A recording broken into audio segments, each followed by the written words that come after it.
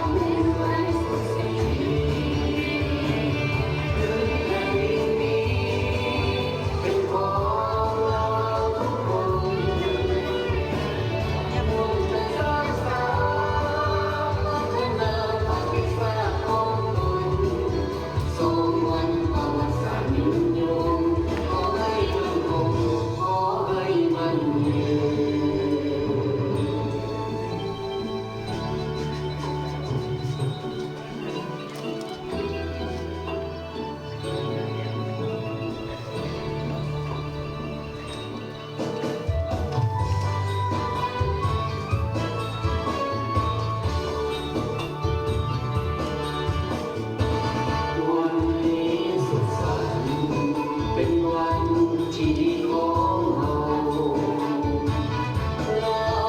คนเอาร่วมใจอวยใส่ให้มาเป็นวันสำคัญ40 ปี